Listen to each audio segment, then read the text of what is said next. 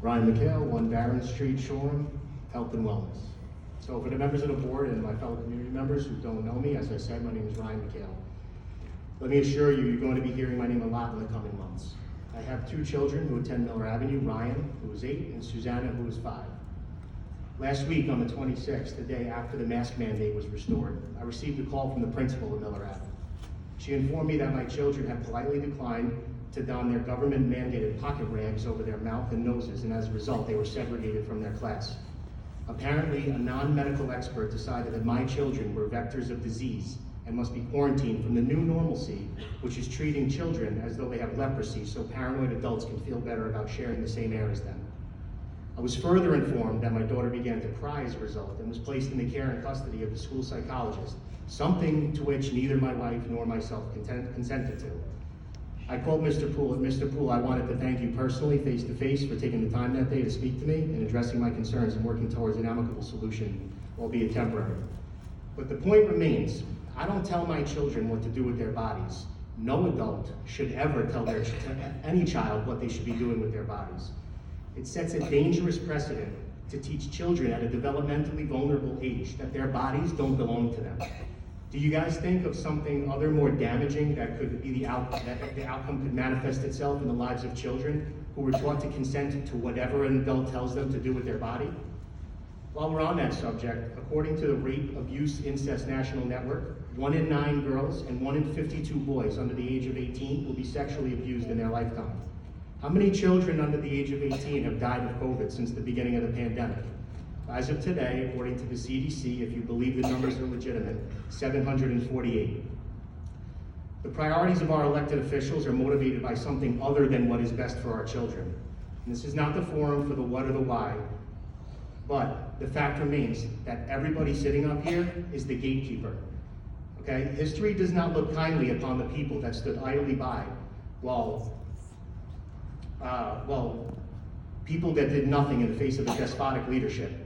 The power of the rule of law comes from the consent of the governed. And in case you didn't bother to walk around the schools on the 25th, when 80 to 90% of the kids were not sent to school with masks on, the governed no longer consent to the oppression of our children. And as I said to Mr. Poole during our conversation, the parents of SWR are stating it loud and clear. It is time for our district to act like the leaders and risk takers that we teach our children to be. This must end.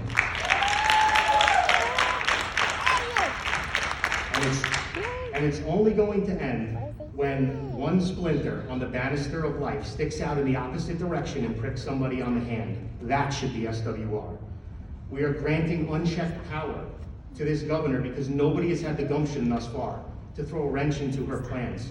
Power corrupts, and absolute power corrupts absolutely. This facile excuse of closing schools or pulling funding doesn't pass the smell test to a critical thinker. Are we to believe that Lee Zeldin, our congressman in the 1st District of New York, a man that's running for government on the very premise of righting the wrongs in school districts, is going to permit that to happen? His entire campaign would be sunk. Or Steve Ballone, our county executive, a Democrat, who stood up to the governor and said he would not enforce draconian mask penalties and mandates in Suffolk County.